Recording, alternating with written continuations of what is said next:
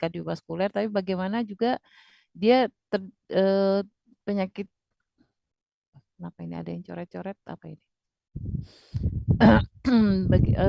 Dia sudah ada juga makanan yang bisa menyebabkan penyakit kardiovaskuler atau bisa menyebabkan kelainan atau gangguan pada respirasi. Tapi ada juga yang sebelumnya dia sudah punya masalah dengan kardiovaskuler dan respirasinya, sehingga juga bagaimana kita mengatur asupan gizinya gitu ya. Jadi ada dua gitu ya. Ada yang menyebab apa, kardiovaskuler dan respirasi itu bisa disebabkan oleh kekurangan atau kelebihan asupan zat-zat tertentu, atau mungkin ada juga yang sudah terganggu, sehingga bagaimana kita mengatur asupan gizinya agar tidak tambah parah penyakit tersebut ya. Jadi di bidang gizi, karena juga kardiovaskuler itu lebih banyak berkaitan dengan kelebihan biasanya ya, kelebihan asupan tertentu ya, seperti lemak, gula ya. Nah, itu bila salah penanganannya dalam hal gizi, bukannya malah membantu penyembuhan penyakit, malah akan bisa menambah penyakitnya. Dan juga orang-orang yang sudah terkena penyakit kardiovaskuler, gangguan pada kardiovaskuler ataupun respirasinya, bukan hanya butuh obat, tapi juga dia butuh pengaturan makanan, sehingga bisa membantu mempercepat penyembuhan masalah pada gangguan-gangguan atau masalah di kardiovaskuler maupun di sistem respirasinya ya. Kalian sudah tahu mungkin penyakit apa saja yang ada di kardiovaskuler dan penyakit apa saja yang ada respirasi ya. Baik, Ibu mulai. Ibu hanya membahas sedikit kok tentang penyakitnya ya. Bagaimana kalau kita sudah mendapatkan kalian, saya sebagai seorang dokter, mendapatkan pasien kalian tadi ada gangguan pada kardiovaskularnya. Pertama itu apa? Kucing ibu ganggu. Mahasiswa.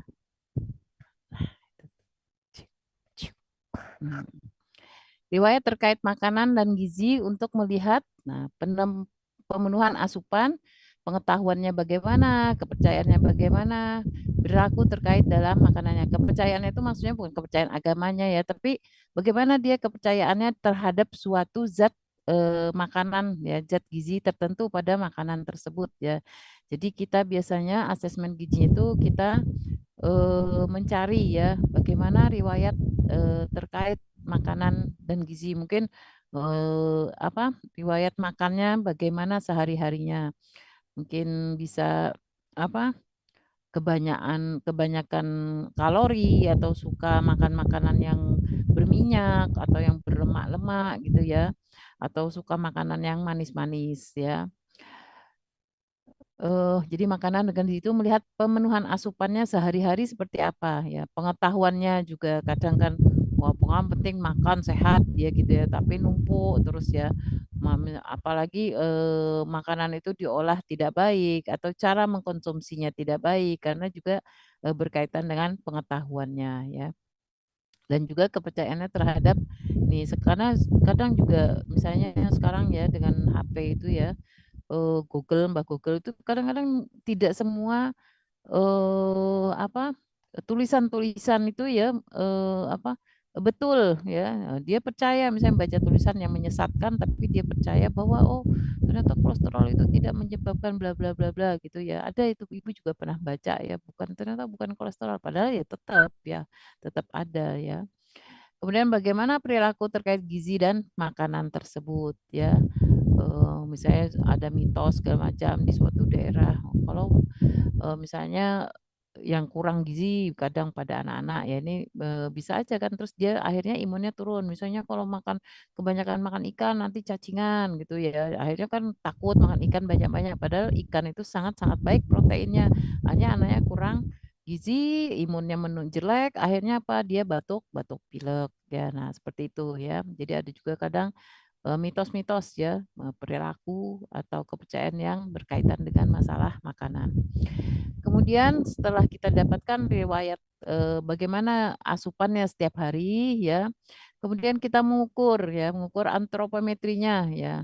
Kita ukur apa itu di antropometri, yaitu tinggi badan ya, berat badan. Nah, sekarang tinggi badan dan berat badan kita hitung, maka akan dapat body mass index atau BMI. Bagaimana, masih ingat kalian bagaimana cara menghitung BMI-nya? Body mass index kemarin masih ingat? Berat badan bagi tinggi badan kuadrat dalam apa? Masih ingat enggak rumus mencari BMI? Berat badan per tinggi badan kuadrat, lupa, semester 3 kan ada juga, semester 5 nih. Tinggi badan kuadrat dalam meter nanti ya. Nah, itu maka kita akan mendapatkan body mass index. Nanti yang kurang dari 18 berarti dia kekurangan gizi. Bila BMI-nya 18 sampai 22 berarti dia ideal. Kalau lebih dari 22 ya berarti dia kelebihan berat badan. Terus bisa kelebihan berat badan tingkatannya terus obesitas 1 dan obesitas 2. Nanti tergantung angkanya ya. Nah, kemudian setelah kita dapat BMI tadi, nah itu kita bisa menentukan faktor risiko kelebihan berat badan, yaitu kelebihan berat badan, obes 1, obes 2. Nanti kita tentukan mereka ya, apakah mereka itu termasuk orang pasien yang kita dapat itu termasuk orang-orang yang risiko, faktor risiko penyakit itu didapatkan dari kelebihan berat badan. Kalau kelebihan berat badan, kemungkinan besar asupannya terlalu banyak dibandingkan pengeluaran energinya, aktivitasnya ya, sehingga menyebabkan obesitas ya. Kemudian data biokimnya, pemeriksaan lab ini ya yang berhubungan dengan adanya hiperlipidemi. Ya, misalnya kita nanti juga setelah untuk menentukan lagi berapa kadar tingginya ya. Nah, kolesterolnya ya. Ada kolesterol total, nah, seluruhan ada yang LDL low ya, low density lipid dan HDL high density lipid ya, ini yang bagus ya. High itu bagus, berarti kalau L low itu yang jahat, kalau dia lebih banyak ya kadarnya dan ya berarti dia yang jahat. Terus trigliserid, nah apa itu trigliserid, ada yang tahu? Trigliserid, kelebihan trigliserid berarti kelebihan kalori yang dimakannya ya, dia banyak makan kalori dibanding banyak pemasukan daripada pengeluaran energinya, kalorinya, sehingga menyebabkan trigliseridnya tinggi ya. Kalau uang enak ya, banyak pemasukan sedikit pengeluaran ya. Tapi kalau yang trigliserid tidak ya, pemasukan banyak tapi pengeluaran sedikit, maka akhirnya trigliseridnya tinggi di dalam darah. Kemudian apalagi yang kita periksa, data biokim yang kita perlukan yaitu adanya diabetes mellitus ya, diabetes mellitus atau gula dalam darah ya, kadar gulanya tinggi ya. Kemudian apalagi setelah kita dapatkan data biokimnya ya, kemudian apalagi yang kita cari yaitu riwayat kliennya atau riwayat pasien itu, bagaimana mengetahui riwayat personalnya, riwayat medis atau kesehatan keluarganya. Riwayat personal itu bagaimana dia, punyakah dia rekam medis ya di rumah sakit atau dimanapun, kita pertanyakan apakah di rumah sakit tersebut atau mungkin sebelumnya di puskesmas atau dan sebagainya. Jadi riwayat personalnya, riwayat penyakitnya itu seperti apa. Kemudian kita cari lagi riwayat medis atau kesehatan keluarganya ya, faktor keturunannya, apakah mungkin bapak, ibu, eyang atau segala macam juga ada yang riwayat keluarga ya. Apakah juga mengalami penyakit seperti ini. Itu biasanya kalau apa? Kalau OSCE ya. Terus pengobatannya bagaimana? Apakah rutin berobat, dia teratur, ya disiplin, ataukah kalau kambuh saja baru minum obat, merasa kambuh, merasa ini baru minum obat. Tapi kalau merasa nyaman, nah pasien kadang seperti itu ya, tidak berobat dia dan tidak tidak kontrol ya. Nah, itu bagaimana riwayat pengobatannya? Misalnya memang sudah terjadi penyakit gangguan pada kardiovaskuler maupun respirasi. Kemudian bagaimana pengobatan dan terapi ya, terapi pengobatan hampir sama ya. Bagaimana riwayat terapinya? Pernah pernah di apakah hanya berobat jalan selama ini ya? Adekuatkah obat yang didapat? Disiplinkah dalam mengkonsumsi obatnya ya? Terus kemudian kontrolnya apakah teratur ya, dan lain-lain ya. Kemudian riwayat sosialnya seperti apa? Apa salah satunya riwayat sosial seperti apa? Olahraganya bagaimana? Rutinkah atau jarang atau hampir tidak pernah? Bagaimana apakah dia ngerokok ya, apakah dia minum alkohol dan lain-lain ya riwayat sosialnya ya.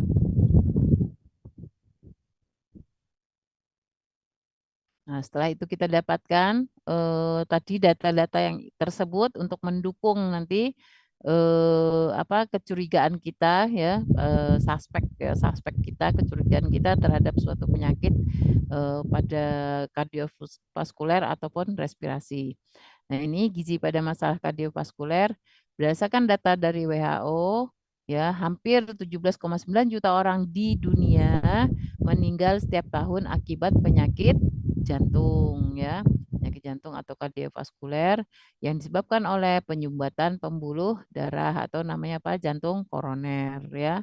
Jadi pencetusnya biasanya ya kolesterol ya yang menumpuk di pembuluh darah di lapisan tunika intima ya tambah menciut menciut mengecil sehingga jadi sebenarnya penyakit itu pelan-pelan ya silent ya tapi karena mungkin orang sibuk nggak terasa segitu ya tahu-tahu menyumbat bret gitu ya menyumbat akhirnya meninggal gitu jadi banyak sekali masih banyak ya di dunia ini yang setiap tahunnya meninggal akibat penyakit jantung ya. Kemudian bahkan beberapa kasus banyak terjadi di mana orang-orang di seluruh dunia bisa tiba-tiba meninggal mendadak. Itu dikarenakan penyakit jantung adalah pembunuh nomor satu di Indonesia maupun di dunia. Jadi masih masalah ya di masalah kesehatan di Indonesia maupun di dunia ya penyakit jantung ini ya. Nah, jumlah kematian akibat penyakit jantung jauh lebih tinggi dibandingkan stroke dan diabetes ya. Jadi masih masih nomor satu ya, masih nomor satu. Nah, itu nanti kalian juga sebagai dokter itu pasti hampir, apalagi di rumah sakit ya, kalian misalnya nanti kerjanya ya, mungkin hampir setiap hari minimal satu gitu ya, mesti ada yang meninggal ya akibat penyakit penyakit jantung ya. Kemudian dan kematian akibat penyakit jantung tidak mengenal usia. Untuk sekarang ini ya, bukan hanya oh karena sudah tua gitu, enggak. Sekarang ini anak-anak pun ada ya, remaja ada, seusia kalian pun bisa terjadi. Jadi bukan hanya orang tua ya. Jadi hampir sekarang semua usia bisa faktor resiko ya. Jadi faktor resiko bisa semua usia bisa eh, apa terkena penyakit jantung tersebut ya. Tua atau muda pun bisa jadi sasaran penyakit jantung. Siapapun bisa terkena penyakit jantung, terutama penyakit jantung koroner dan jantung bengkak. Kenapa? Karena makanannya sekarang ini sudah banyak sekali makanan-makanan instan, makanan-makanan yang banyak apa? Banyak kalorinya tinggi ya, kalori tinggi, berlemak dan lain-lain ya. Nah, pola makan orang sekarang ini kebanyakan juga enggak kayak orang dulu ya.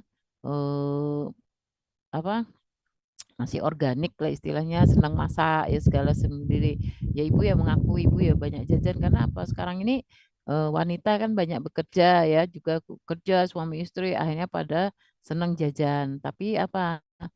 Tapi mereka aktivitasnya hanya sekedar kerja, bukan tidak ada lagi pagi sampai malam gitu ya, datang rumah capek tidur ya atau mau beli jajan itu kan belum tentu higienis segala.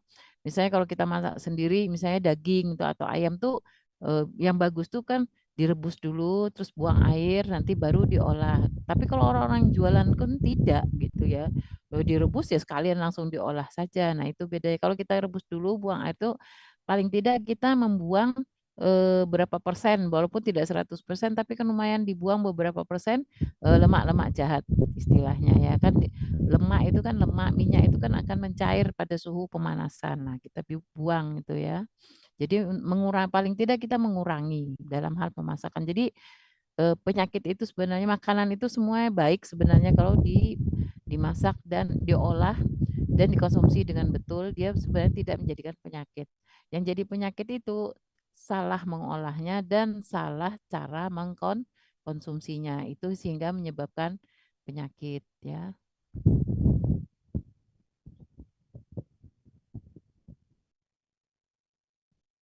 Mau dicetek. Ini sudah. Oh. Nah, sekarang faktor penyebabnya apa? Salah satu penyebab paling utama penyumbatan pembuluh darah adalah kebiasaan kita mengkonsumsi makan yang terlalu banyak lemak ya. Misalnya apa minyak, gorengan, daging merah dan lain-lain. Ibu aja punya pasien itu ya itu sudah mulai ya. Tapi dia tidak bisa meninggalkan gorengan. Katanya kalau enggak makan gorengan tuh gimana rasanya katanya. Kok ada yang kurang macam. Jadi dia setiap hari itu pasti susah banget dia untuk meninggalkan gorengan. Nah, kebiasaan seperti itu ya. Agak sulit memang ya. Perlu perlu niat, perlu ini kita juga dalam memberikan edukasi segala ya untuk meyakinkan pasien. Kemudian dan makanan bergula yang tinggi, manis-manis terutama di Indonesia ya. Apa? Kenapa Indonesia diabetesnya tinggi? Ya diabetes lama-lama glukosa kan bisa jadi gliko apa glikolipid ya. Jadi dari gula karena saking banyaknya bisa dibentuk juga menjadi lemak ya, glikolipid. Nah, itu karena kebiasaan kita makan apa? Makan nasi dan sampai sekarang orang-orang sekitar masyarakat itu mau di kota, di desa itu dia merasa belum makan kalau belum makan nasi, walaupun makan jajanan warna-warna ya. Tapi kalau enggak makan nasi itu belum makan. Nah, sehingga tambah lagi kadar gula dalam darah yang sangat tinggi dan kebiasaan kita juga itu tadi makanan pokok kita adalah nasi ya. Sehingga lemak-lemak tersebut masuk ke dalam darah dan bisa menyangkut ke dinding-dinding pembuluh darah tersebut yang menyebabkan pembuluh darah menyempit dan tersumbat ya. Nah, yang harus diperhatikan apa? Bila sudah menderita atau mengalami gangguan pada kardiovaskuler itu apa saja yang harus kita atur ya. Pertama itu apa? Pola makan. Harus itu sudah ya, tidak bisa lagi istilahnya seininya dia ya, tuh, kepengen sebebas lagi tidak bisa, harus kita atur betul-betul bagaimana pola makannya ya. Kemudian makanan yang dikonsumsi harus diatur jenis dan porsinya ya. Harus banyak apa kalau orang-orang yang banyak kolesterolnya sudah tinggi atau gulanya sudah tinggi, yang jelas dia harus diet lemak dan diet eh, gula ya. Makanan-makanan yang mengandung glukosa tinggi itu dihindari sudah ya. Kemudian lemaknya juga dicarikan lemak-lemak yang baik ya, lemak-lemak baik. Misalnya digoreng, misalnya dia minyak kelapa ataupun minyak biji bunga matahari ataupun mungkin minyak zaitun ya, memang agak mahal kalau orang mungkin pasiennya orang biasa secara ekonomi ya enggak mampu ya agak sulit ya. Berarti mereka enggak boleh makan gorengan, tapi ya apapun itu direbus ya. Jadi diatur jenisnya ya, mungkin mengurangi yang hewani terutama yang berlemak-lemak ya. Dada murni gitu ya misalnya misalnya atau di ikan tuh lebih baik ya dari hewan darat ya, hewan air gitu ya lebih baik. Kemudian banyak makan apa? Banyak makan yang berserat ya sehingga karena serat itu menyerap kolesterol ya dan dibuang bersama kotoran nanti ya. Kemudian porsinya juga harus diatur. Kalian nanti bisa apa? Nanti di Skilab kayaknya 5.1 apa 5.3 ya yang ngitung kalori nanti ya. Berapa kemarin di titik 3 kan sudah juga ya Ibu ajarin ya cara menghitung kalori, kebutuhan kalori pada pasien ya. Jadi diatur jenis dan porsinya. Porsinya itu nanti berdasarkan kebutuhan kalori pasien tersebut ya. Kemudian pembatasan konsumsi garam dan protein ya. Nah, itu apalagi orang-orang yang sudah mempunyai riwayat hipertensi ya, dia harus membatasi konsumsi garamnya serta juga protein juga. Tapi sebenarnya protein karena apa? Di dalam suatu makanan terutama hewani, kalau ada lemak pasti juga ada protein, kalau ada protein pasti juga ada lemak biasanya. Makanya akhirnya kita kurangi ya. Kemudian jenis lemak yang boleh dikonsumsi apa saja yaitu tadi yang lemak tak jenuh ya. Nah, jangan yang malah jenuh atau trans yang tidak boleh. Jadi itu lemak yang harus bisa dikonsumsi itu yaitu minyak zaitun ya, itu baik. Kebanyakan minyak nabati ya, walaupun itu ya nabati juga ya, kelapa sawit ya, tapi itu dia dengan pemanasan itu yang berulang atau terlalu tinggi dia cepat sekali berubah ya menjadi lemak jenuh, makanya itu sangat berbahaya ya. Kemudian serat dan karbohidrat yang dibutuhkan tuh diatur. Nah, seratnya boleh banyak ya, kecuali dia lagi diare enggak boleh. Tapi serat itu harus karena dia menyerap apa? Menyerap kolesterol saat di pencernaan ya, sehingga baik sekali. Kemudian karbohidrat juga nanti dihitung ya berdasarkan jumlah kalorinya setiap berdasarkan berat badan dan tinggi badan dan aktivitas usia ya. Kemarin masih ingat ya bagaimana menghitung kalori. Kemudian nah vitamin dan mineral juga harus diatur ya. Karena ada vitamin tertentu yang tidak boleh berlebihan dan juga mineral apalagi misalnya pasiennya usia usia lansia dia pasti sudah ada penurunan sistem terutama apa sistem ginjal, sistem pembuangannya ya, ekresi urinnya ya. Jadi bisa menyebabkan gangguan ginjal sehingga vitamin dan mineralnya kita kita batasi ya. Kemudian apalagi makan yang dipantang, misalnya apa? Ya, terlalu tinggi kandungan garam, seperti apa? Ikan asin, kecap, saus itu ya, atau makanan-makanan yang berpengawet, makanan pengawet itu yang instan itu kan kadar kandungan garamnya sangat tinggi ya. Kemudian mengandung gas tinggi itu juga tidak boleh, misalnya apa kayak kol ya, soda itu kan gasnya tinggi ya. Nah, minuman soda juga kalau bisa dilarang ya. Ya kalaupun pengen juga nyicip mungkin seteguk dua teguk sudah gitu ya dan jangan setiap hari ya. Teh juga kalau bisa dikurangi ya karena dia juga mengganggu pemasuk apa penyerapan Fe ya. Dan juga ada kafeinnya yang bisa meningkatkan denyut jantung, meningkatkan tekanan darah. Teh ya, kopi juga iya ya. Dan makanan pedas serta asam, makan makanan yang merangsang lambung ya sehingga nanti terjadi gangguan pada lambungnya ya. Kemudian bagaimana diet penyakit jantung ya, misalnya sudah terdiagnosa ya, pasien sudah terdiagnosa penyakit jantung, syarat yang perlu diperhatikan dalam diet apa pada penyakit jantung, yaitu energinya harus cukup ya. Untuk mencapai dan mempertahankan BB normal, menurunkan berat badan bila terlalu gemuk ya. Jadi kita program mereka ya. Jadi program sebagai dokter, kalau dokter umum aja ya kita harus bisa menghitungkan kalori yang masuk harus berapa, terus juga apa dia aktivitas. Kalau memang si penderita jantung ini gemuk atau obesitas ya. Jadi kita harus edukasi ya, edukasi tapi kalau umum atau mungkin nanti di apa kita rujuk ke diet apa ke dokter spesialis gizi ya, dietesin ya. Terus jadi syarat yang perlu diperhatikan ya energinya harus cukup, ya jangan juga kurang ya, karena mereka juga sel-selnya kan bekerja banyak ya, di jantungnya juga ya. Jadi tidak boleh juga dikurangin ya. Jadi sesuaikan nanti berdasarkan berat badan, aktivitas ya, pekerjaan, ya, aktivitas pekerjaan sama ya, umur, usia ya. Nah, itu nanti kita sesuaikan. Jadi harus ada program penurunan berat badan ya pada pasien-pasien yang kita hitung BMI-nya masuk kategori obes ya. Kemudian energi sesuai kebutuhan normal sekitar 28 kilokalori per kilogram berat badan. Nah, misalnya beratnya 60 berarti dikali 28 kali 6 berapa gitu ya. Kemudian eh, itu untuk bila BMI yang kita hitung itu normal, ternyata dia termasuk kategori normal, maka di kebutuhannya itu 28 kilokalori per berat badan. Kemudian jika dia kurus ya, underweight ya, kurus, kurang ya berat badannya, maka akan kita tambah kebutuhannya itu 32 kilokalori per kilogram berat badan ya.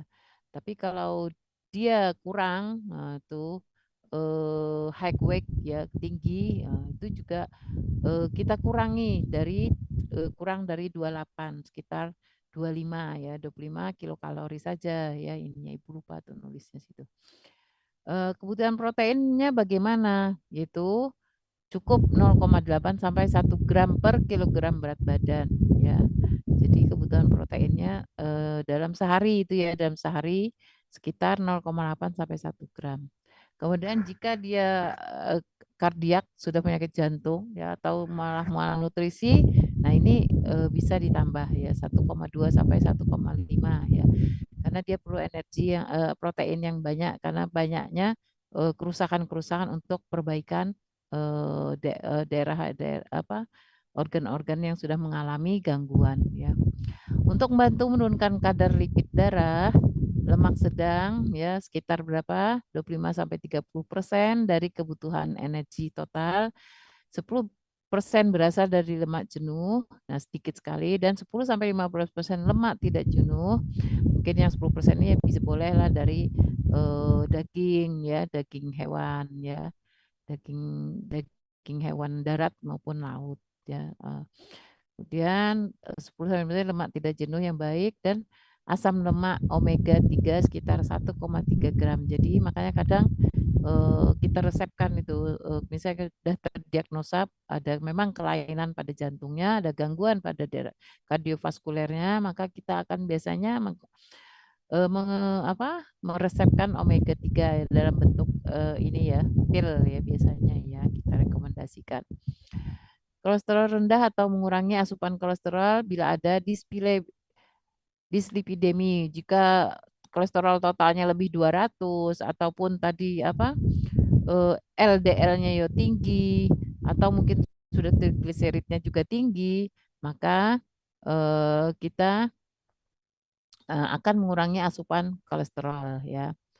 Vitamin dan mineral harus cukup ya, tidak berlebihan dan tidak juga kurang, harus cukup sesuai dengan nanti dosisnya ya. Kemudian garam, rendah garam maksudnya ya, dikonsumsi sekitar 2 sampai 23 gram per hari ya. Jika disertai hipertensi atau udem, ada pembengkakan, jika berat jadi dikurangin ya. Jadi hanya ini dalam miligram. Jadi 1,2 sampai 1,5 saja ya dalam konsumsi garamnya dalam sehari. Ibu pernah lihat itu rata-rata kayak mie instan itu, coba lihat kamu kandungan natriumnya tinggi sekali 1.000 lebih ya. Bayangkan kalau orang yang hipertensi makannya 3 kali sehari mie misalnya ya. Bayangkan hampir 3.000 lebih dia ya untuk konsumsi garamnya. Makanya kenapa orang-orang hipertensi itu ya kalau bisa jangan makan yang instan-instan karena pengawetnya natriumnya tinggi biasanya ya. Kemudian serat harus cukup untuk menghindari konstipasi. Kenapa? Kalau konstipasi kan otomatis dia ngeden ya.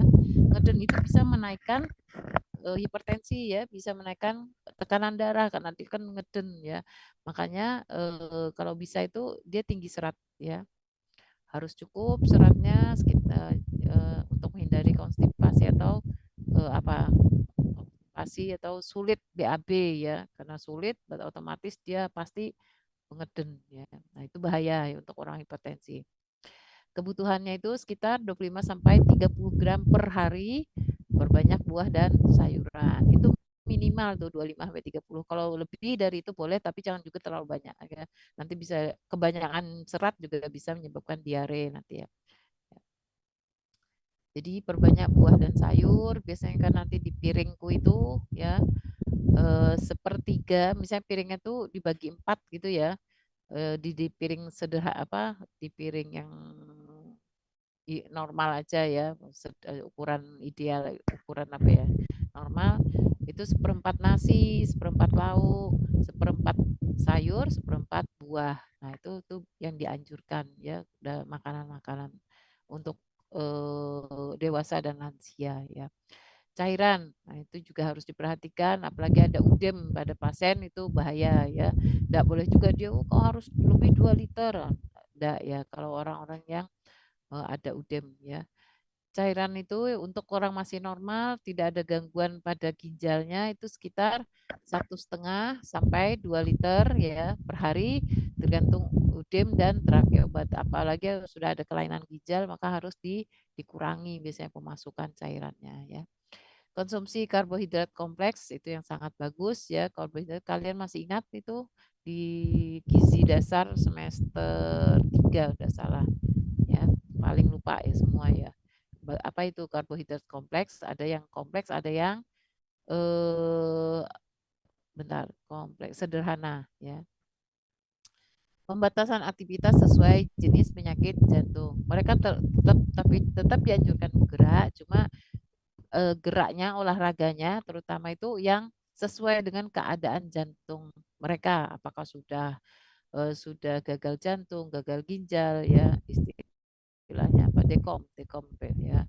Apakah sudah dekom? Karena kalau sudah dekom itu kan bergerak sedikit aja, mereka kan sudah sesek napasnya ya.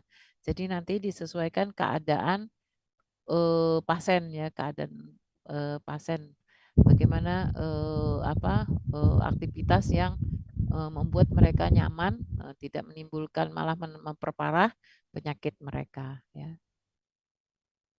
Nah, mikronutriennya apa saja yang dianjurkan atau yang eh, dibatasi ya.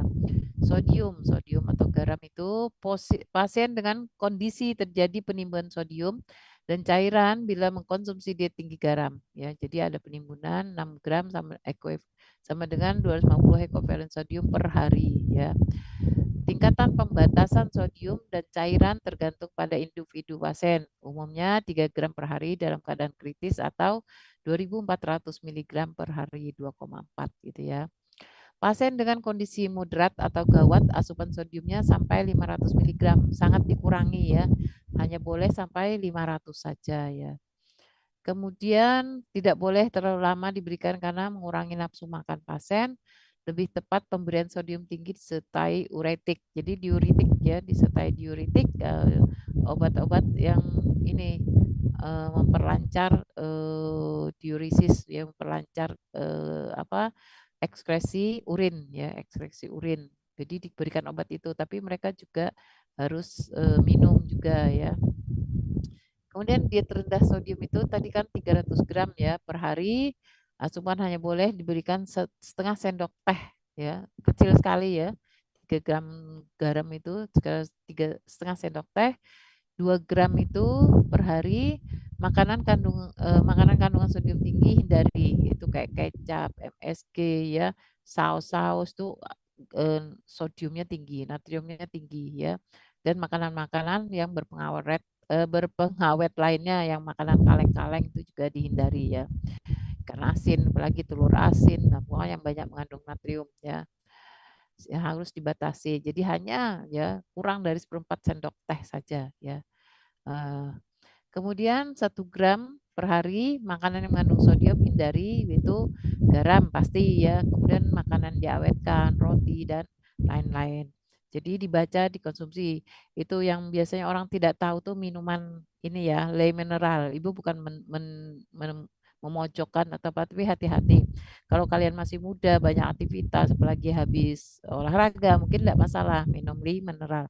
Karena lei mineral yang botol agak besar itu, coba dibaca di sana itu ada kandungan natriumnya ya, ada kandungan natrium. Tapi kalau yang air-air yang lain, merek-merek lain, Ibu lihat tidak ada komposisinya.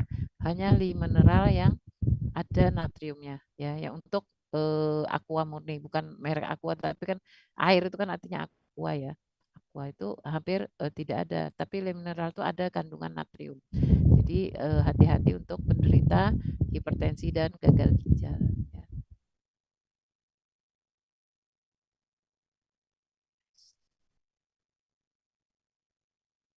Sekarang mikronutrien masih sambungan garam ya. Garam ada di mana saja ya.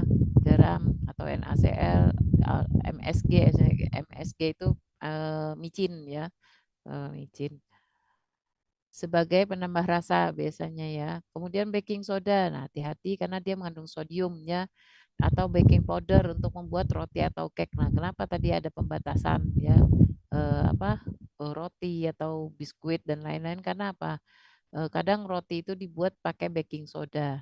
Sedangkan baking soda itu mengandung sodium, mengandung garam ya. Kemudian sodium fosfat di sereal, masakan cepat saji dan keju juga itu banyak. Biasanya susu dan turunannya gitu ya, itu banyak natriumnya, banyak sodiumnya. Kemudian sodium alginat di susu coklat ya, di susu coklat, es krim untuk campuran lebih supaya dia lebih lembut, lebih halus biasanya. Nah, itu hati-hati. Udah kok es krim kan manis gitu. Padahal juga tetap mengandung sodium ya. Nah, bahaya makanan yang tidak boleh diberikan, bahan kok bahaya.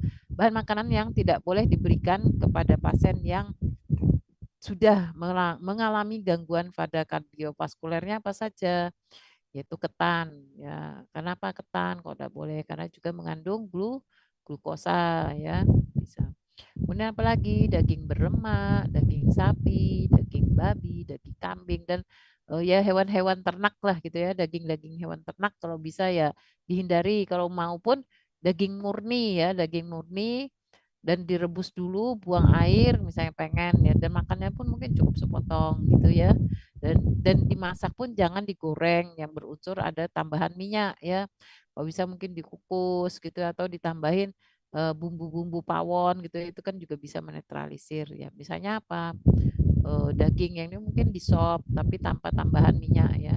Dagingnya di sop atau di rendang itu sebenarnya rendang tanpa tambah minyak kalau dia dibuat dengan kelapa murni itu sebenarnya sehat ya. Apalagi banyak bumbu-bumbu pawonnya ya, rempah-rempahnya itu sebenarnya sehat, ya, tidak masalah. Asal daging murni ya tidak ada kan bercampur lemak, tetelan gitu ya. Apalagi itu banyak ya. Kemudian yang tidak boleh lagi itu adalah ikan yang diawetkan. Oh, banyak ya, apalagi daerah-daerah pantai itu ya ikan asin ya. Itu kalau bisa dihindari ya, tidak dan tidak boleh kalau sudah penyakitnya memang agak agak apa? Kalau sudah berat ya, nah, itu tidak dianjurkan sama sekali ikan yang diawetkan. Walaupun makan ikan itu harus tidak boleh juga digoreng atau dikasih ini. Dia harus apa? Dikukus gitu ya, bolehnya direbus gitu ya, dikasih rempah-rempah.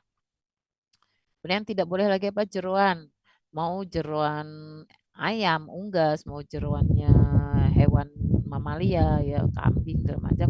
Pokoknya jeroan-jeroan itu atau jeroan ikan itu tidak boleh diberikan karena kandungan kolesterolnya tinggi sekali. Kemudian nah ini yang enak-enak ya, udang, kerang, kepiting ya itu juga kadar kolesterolnya sangat-sangat tinggi. Kemudian santan kental. Sebenarnya santan ini ya kalau santannya itu masih mentah itu enggak begitu kolesterolnya. Tapi kalau sudah tinggi itu dibuat minyak goreng tapi minyak goreng pertama enggak apa-apa, tapi minyak goreng yang berulang-ulang itu juga bahaya ya yang sudah dimateng, diolah beberapa kali, dipanasin beberapa kali. Nah, itu akan merubah struktur dari santan tersebut ya. Kemudian keju, mentega dan olahannya juga tuh tinggi sekali natrium. Ibu aja kalau misalnya ke supermarket gitu ya mau nyari mentega tuh ibu tidak lihat merek lagi, tapi ibu melihat kandungan natriumnya yang paling rendah itu yang ibu ambil.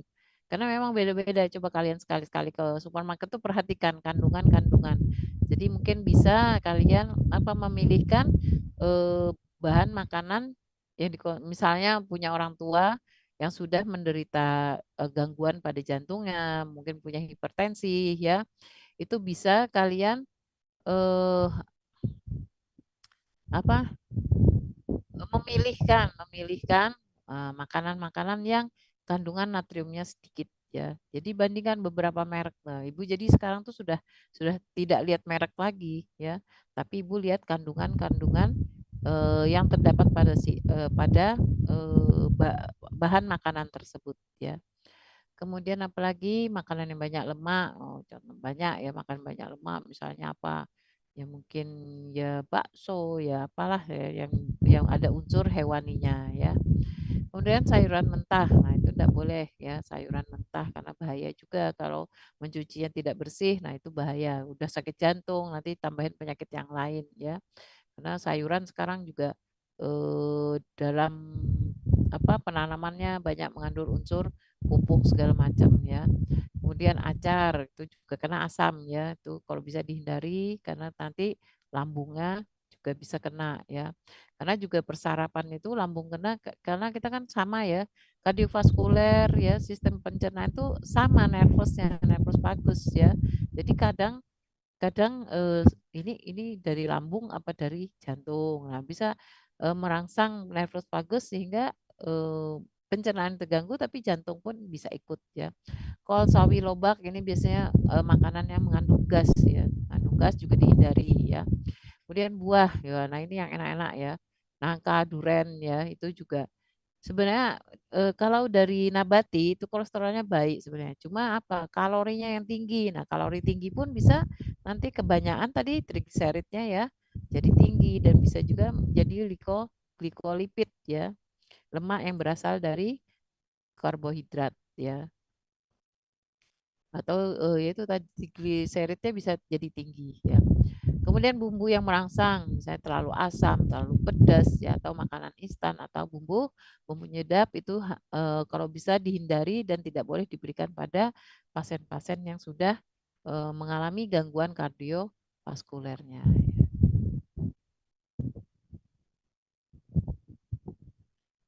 Hek, bisa diturunkan. Tuh, nah, ya,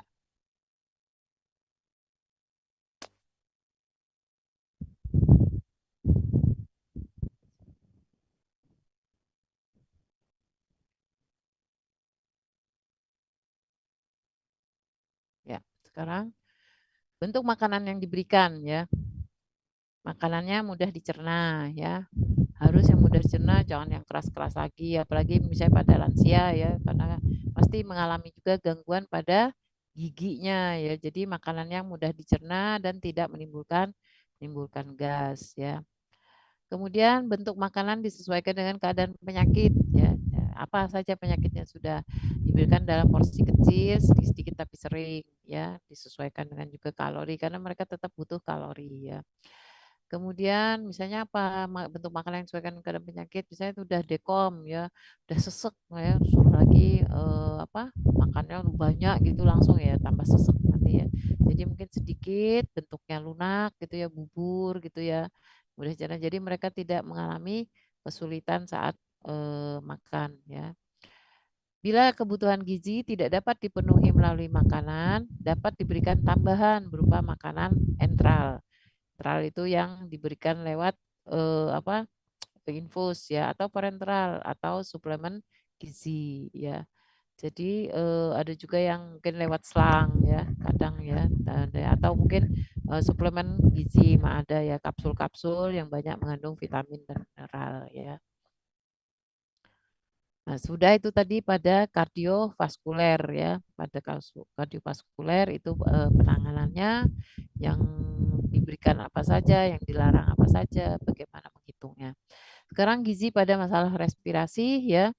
Beberapa penyakit respirasi yang perlu memperhatikan aspek gizi antara lain bronkitis, pneumonia, bronchopneumonia, BRPN, tuberkulosis, tuberkulosis dengan HIV, dan penyakit paru-paru obstruksi kronis. Ya, biasanya itu ada ya beberapa ini ya. Sebenarnya batuk pilek walaupun ringan ya perlu. Malah batuk pilek itu biasanya kita tidak perlu obat ya. Kalau batuk pilek ringan itu malah cukup dengan apa? Dengan pemenuhan asupan gizinya. Biasanya asupan gizi dan istirahat bisa sembuh sendiri ya. Penata laksanaan gizi pada penyakit respirasi ya memerlukan penilaian status gizi secara individu berkaitan dengan riwayat makan ya. Jadi kita ada status gizi, penilaian status gizi ya berkaitan dengan riwayat makan hampir sama dengan tadi kelainan jantung ya, ada riwayat makannya bagaimana. Terus gejala klinis yang mempengaruhi asupan makannya ya. Kadang kan karena sesek ya sulit untuk mengunyah, sulit untuk menelan gitu ya. Kemudian atau mungkin dia kalau batuk pilek kadang ya batuk-batuk jadi sulit sekali untuk menelan makanan karena terganggu dengan batuk malah bisa keselak gitu ya. Kemudian individu berkaitan dengan riwayat makan, gizi secara individu berkaitan dengan riwayat makan, gejala klinis yang mempengaruhi asupan makan, pola makan, ya pola makannya bagaimana ya, status gastrointestinalnya bagaimana, adakah kelainan di sana ya, dan obat-obatan yang dikonsumsi, apalagi misalnya terkena TB ataupun sudah HIV ya OSTB, TB dan TB dan HIV itu ya harus sangat-sangat diperhatikan ya. Untuk menilai status pulmonal, para klinisi menggunakan berbagai hasil diagnostik dan monitoring. Ya, prosedurnya itu biasanya kita pakai apa? X-ray atau radiologi ya, bagaimana mengetahui keadaan paru-parunya sejauh mana paru-parunya sudah mengalami gangguan ya. Kemudian ya sama lab ya, analisis gas darah, kultur sputum dan biopsi biasanya ya. Kita mengetahui kultur sputum itu bakteri apa yang misalnya dia paru-parunya karena infeksi, maka kita ada kultur sputum untuk mengetahui kuman apa yang menyerang ya, yang menyerang paru-paru tersebut atau sistem pernapasan tersebut sehingga kita bisa kan meresepkan antibiotik yang tepat ya, sesuai dengan jenis kuman yang menyerang atau menginfeksi ya. Kemudian pemeriksaan yang penting jika termasuk termasuk tes fungsi pulmonal digunakan untuk menilai kemampuan sistem respirasi untuk menukar oksigen dan karbon dioksidanya, VO2 max-nya bagaimana. Ya, biasanya ada alatnya khusus tapi banyak di rumah sakit ya. Kalau puskesmas saya jarang ya. Hal-hal yang perhatikan jika pasien kita dapati sudah mengalami gangguan pada sistem pernapasannya apa saja. Gejala klinik yang berkaitan dengan masalah gizi antara lain biasanya apa? Batuk itu pasti banyak ya, banyak sekali ya paru-paru itu karena ada gangguan. Sebenarnya batuk itu bukan penyakit, tapi batuk itu gejala atau apa ya, usaha tubuh ya untuk mengeluarkan benda asing di dalam sistem pernapasannya sehingga dia batuk. Batuk itu usaha tubuh untuk mengeluarkan benda asing. Benda asing apa saja? Ya mungkin bisa eksudat cairan ya segala segala macam ya, hasil-hasil mukos gitu ya, karena kan tuh benda jadinya kalau dia keluar dari itu benda, jadi akhirnya tubuh paru-paru itu berusaha untuk mengeluarkan apa yang diproduksi oleh paru-paru tersebut ya karena adanya kuman-kuman ya, atau mungkin seperti orang alergi itu kan mukosnya tuh keluar ya, lendir-lendir gitu keluar akhirnya kan pengen batuk-batuk gitu ya. Nah, itu batuk itu adalah gejala ya, bukan penyakit tapi gejala. Kemudian kadang ada rasa cepat cepat kenyang. Nah, ini bahaya juga pada orang ini harus ada gizinya juga karena kan dia bernapas itu ya, sesek lagi ya, napasnya kan lebih lebih bekerja lebih keras ya, otot-otot pernafasannya ya bekerja lebih keras berarti banyak apa banyak membutuhkan energi ya, banyak membutuhkan energi. Nah, tetapi nafsu makannya menurun, apalagi bisa jadi juga karena apa nafsu makan menurun, bisa karena toksin-toksin apa dari kuman ataupun mungkin efek samping obat ya, sehingga dia males makan ya, tidak nafsu makan. Kemudian karena tidak nafsu makan, tadi rasa cepat kenyang, sehingga otomatis ada penurunan berat berat badan. Biasanya pada TB terutama ya. Kemudian ya sesek dan kelelahan, banyak-banyaknya eksudat. Nah, kenapa kayak kemarin itu pada COVID itu banyak sekali yang mati itu karena apa? Ternyata setelah diteliti eksudatnya itu liriaknya ya, dahaknya itu sangat kental dan lengket katanya. Jadi sehingga menyumbat ya, menyumbat saluran pernafasan sehingga mereka akhirnya gagal untuk bernafas karena tidak masuk oksigen ya. Selain itu, beberapa keluhan pada penyakit respirasi dapat mempengaruhi asupan makan sehingga dengan eh, apa ada gangguan asupan makan otomatis status gizinya juga berubah ya. Satu gizi secara menyeluruh seperti banyaknya lendir atau apalagi sampai batuk darah, bisa anemia, batuk-batuk darah atau adanya keluhan pada nyeri dada ya atau polifarmaka atau kebanyakan obat-obatan yang dikonsumsi itu juga bisa eh, itu apa menyebabkan ada keluhan pada respirasi, pada sistem respirasi ya. Prinsip yang dilakukan apa? Tadi adakan jantung, sekarang yang operasi. Prinsip dukungan nutrisi pada pasien dengan penyakit respirasi antara lain ialah melakukan penilaian status gizinya dulu, dan tapi dan kebanyakan biasanya malah mereka underweight ya, karena itu tadi batuk-batuk ya, nafsu makannya aku turun sehingga mereka kadang kurang gizi, kurus ya, apalagi pada penyakit TB. Ibu dulu pernah itu pasien di desa ya, kurus banget, lunglit istilahnya ya. balung di apa dibungkus kulit aja lagi. Ibu sampai ngelihat aja ya Allah tiduran gitu di depan tidak bisa bergerak macam. Terus akhirnya ibu periksa kemungkinan TB ini kalau dari anamnesa dan pemeriksaan fisik kemungkinan TB. Tapi kan kita harus memastikan. Nah, akhirnya kita apa kasih itu apa buat dahak gitu ya tempat pot untuk dahak itu bahak pagi hari kita edukasi bahwa nanti apa dahaknya itu nanti yang diambil yang pagi hari saat bangun tidur nanti petugas puskesmas akan datang untuk mengambil ya.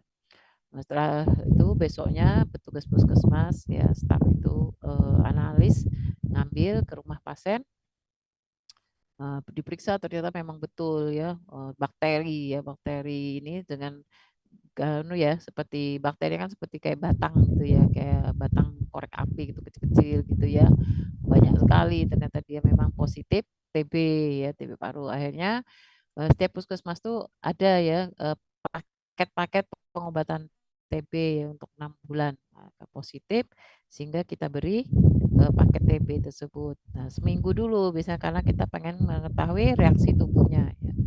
Seminggu, alhamdulillah mulai baik. Kita beri lagi untuk 1 bulan karena tidak ada alergi terhadap obat tersebut kita beri 1 bulan dan alhamdulillah bulan kedua sudah bisa datang ke puskesmas ya itu kalau memang tepat dan edukasi juga dengan soal makanan ya jadi ada obat dan makanan ya jadi kebanyakan pasien TB biasanya itu ya eh, eh, apa tadi status gizinya tuh biasanya underweight ya menghitung kebutuhan energi yang sesuai dengan kondisi dan kebutuhan pasien. Tadi ya tidak overfeed atau underfeed. Jadi tidak berlebihan makanannya ataupun tidak kekurangan makanannya. Kemudian karbohidratnya rendah karbohidrat pada hiperkapni persisten.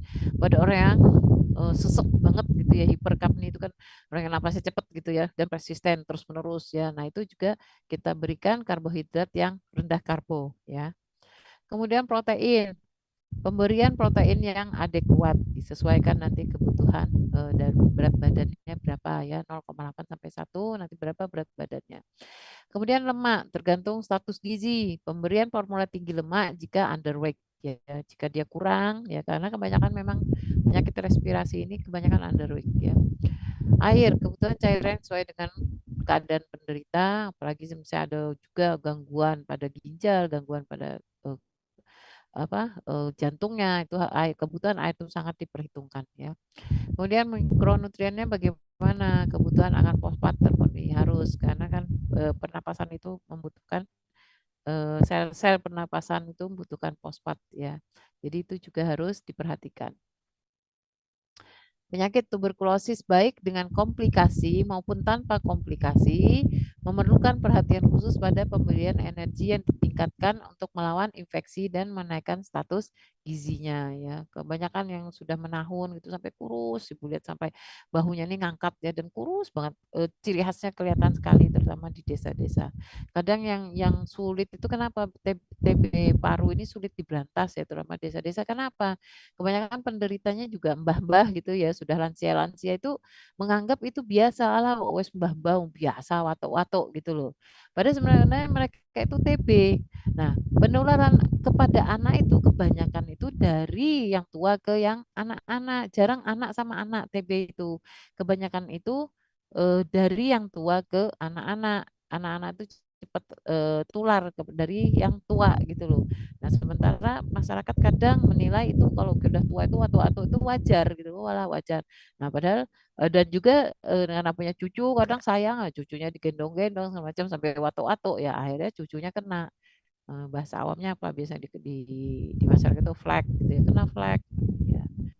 Nah, itu biasanya itu maka akhirnya sulit diberantas itu karena tidak ada ke apa ya karena tadi anggapan tadi ya karena anggapan atau bukan mitos ya mitos ya anggapan di masyarakat itu yang seperti itu bahwa kalau sudah tua itu atau itu wajar gitu ya itu yang kalian nanti tugas kalian itu kalau kalian sebagai kepala puskesmas ya nah, perlu edukasi masyarakat kalau memang batuk lama ya sulit sembuh coba screening ya kalau perlu adakan screening ya screening pada lansia ya, lansia mau obat atau monda itu di suatu daerah bergiliran gitu ya, screening TB paru ya.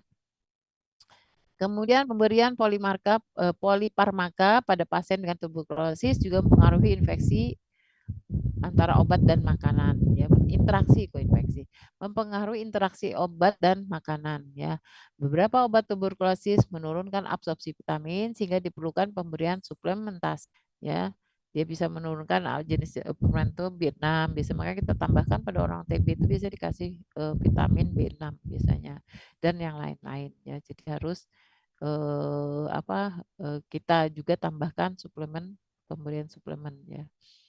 Kemudian cara pemberian makanan pada orang gangguan gangguan pernapasan apa saja. Golongan makanan itu bisa makanan padat ya yang seperti biasa kita makan, bisa juga makanan lunak apalagi yang batuk-batuk terus ya itu soft diet, atau makanan saring yang sudah sulit untuk menelan gitu ya. Karena mungkin sesek gitu ya, sulit untuk menelan. Nah, makanan saring semi liquid diet. Kemudian makanan cair ya, liquid diet. Cara pemberian bisa dengan suplemen oral ya. Cara pemberiannya per oral gitu ya, langsung bisa karena masih mungkin tidak ada gangguan pada mulutnya ya. Pada oral yang tidak ada gangguan bolehlah kita langsung ya.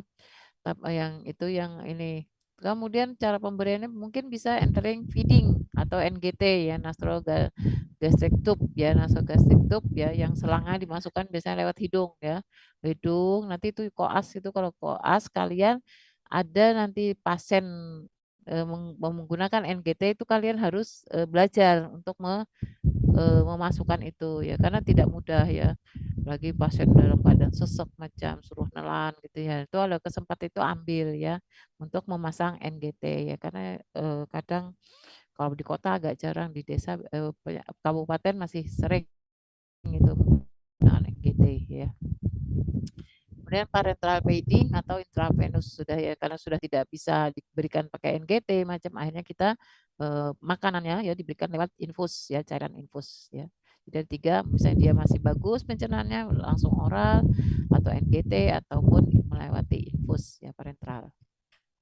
Nah, mikronutrien yang berikan biasanya pada orang-orang yang terganggu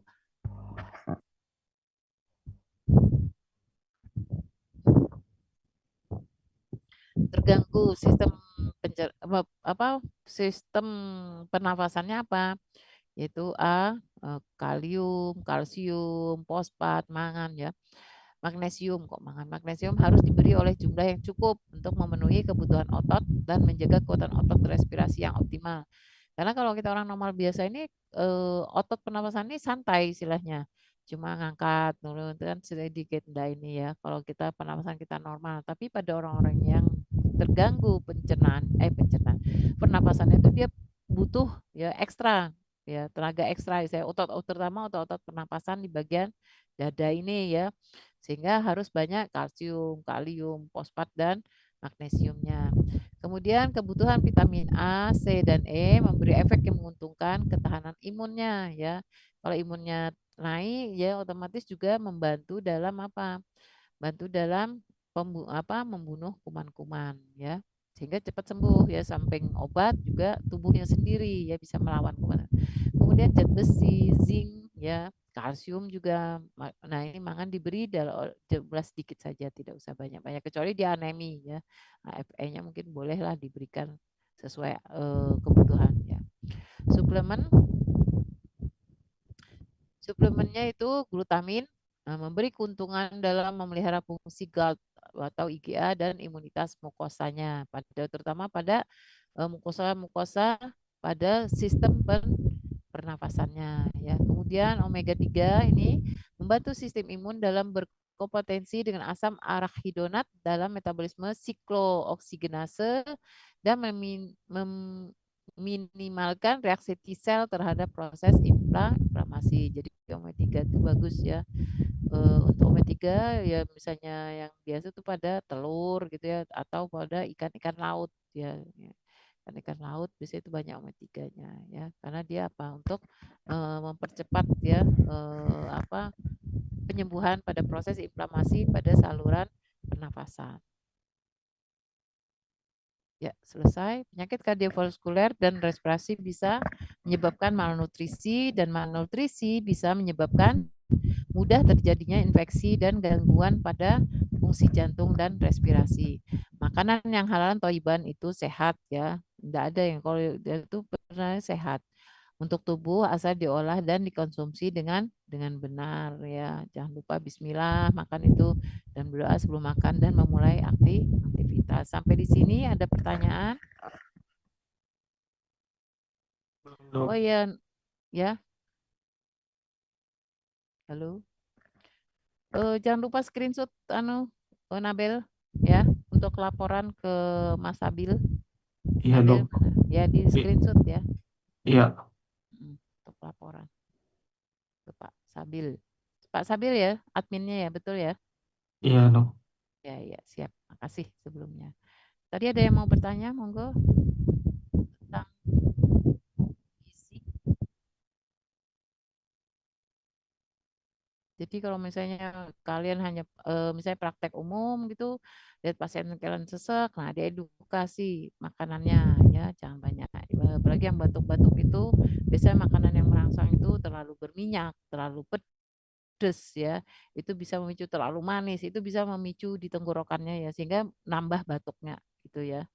Jadi kalian harus mengedukasi. Kadang mereka mereka tanya, Dok, apa makanan apa pantangannya apa dok? Bisa gitu. Pantangannya apa dok? Gitu ya. Jadi kalian harus bisa mengedukasi ya pada pasien-pasien yang pasien-pasien umum kalian. Misalnya kalian hanya jadi dokter umum, misalnya itu pasien sekarang ini juga apa kritis ya dia bertanya segala macam. Nah kalian harus bisa menerangkan makanan yang boleh dan makanan yang tidak boleh untuk dikonsumsi. Monggo, Ririn mau tanya? Ya, siapa yang mau tanya?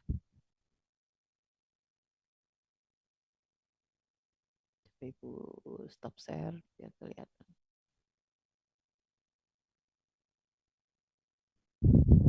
Ya, Taufik, Isnaini, Chandra, Kaila, Ririn, Amanullah, Anggi, Fahmi, Welly, ngantuk-ngantuk kayaknya ini. Masih habis ini ada kuliah lagi? Dok, izin tanya dok. Ya siapa? Anggi. Iya. Ya monggo Mbak Anggi.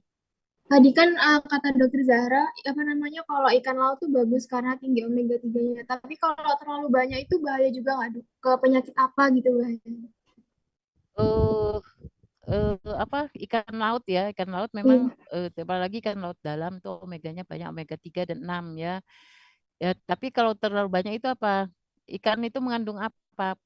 Purin ya.